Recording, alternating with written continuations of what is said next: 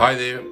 We're talking about things that trip you up in this little kind of mini series we're doing. And I touched on one of the most life transforming truths that you'll ever discover. And I want to stay with it just for today.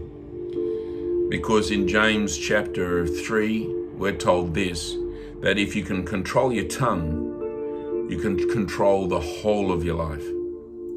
In other words, your words are setting the course for all of your life. Now, it's not hard to find that in the Bible. In the very same passage in James, it says that your tongue is like the rudder of a huge ship. And so a massive ship that would be many thousands of tons could be headed anywhere. But the direction it ends up taking is the direction that's dictated by the rudder. The ship of your life could be heading towards rocks, could be heading towards a shore crash, but the rudder will be the tongue. So you've got to transform the words or change the words that come out of your mouth. And we see again in the book of Proverbs this, life and death, I mean that's as extreme as it gets. Life and death are in the power of the tongue. So both these things are saying that absolutely the direction and the course of your life and where you end up at the port of life that you finish in is going to be controlled by the words that come out of your mouth.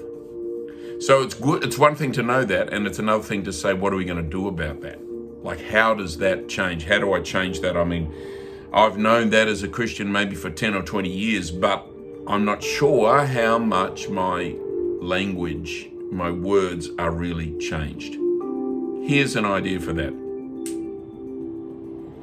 Two ideas actually, but I just had the one globe. Number one, be aware that you are a new creation in Christ, that you've received the Spirit of Christ, the same Spirit that raised Jesus from the dead, that there's a life and a power and a treasure and a force in you that is superior to any force in the world.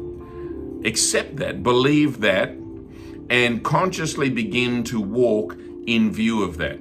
That's half the story. The other half is that you've got to put it into practice.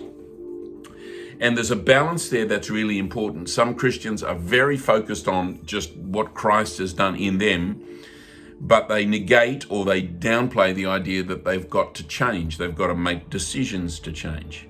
Others are so focused on change and kind of behavioral adjustment that they lose sight of the reality of Christ in them. And that still will have a positive effect. You know, there are a lot of people in the world that have had successful lives outside of Jesus, successful in that sense, without having the Spirit of Christ in them, but just putting into practice some principles. You've got to understand that both of those are important. So never lose sight of the fact that Christ is in you. There is a force, a self-control, a spirit of self-control that's in you. But secondly, put it into practice. So think about everything you speak. We started that yesterday. Continue it today. I'd urge you to continue it every day of your life. To think, what am I saying? Was that worth saying? Did I lift somebody or did I put them down? Did I lift myself or did I put myself down? You will find, for sure, you will slip up from time to time.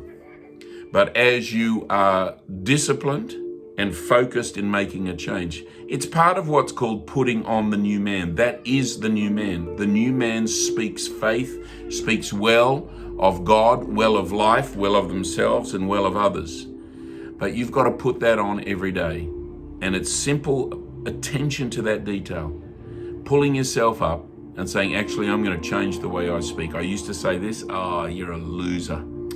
I'm not going to talk about myself that way. That certainly isn't what heaven is saying. You might find yourself being negative or unloving towards other people or anticipating failure in all kinds of ways, small situations. You know, the dress, the shoes that I was hoping to get will have sold out.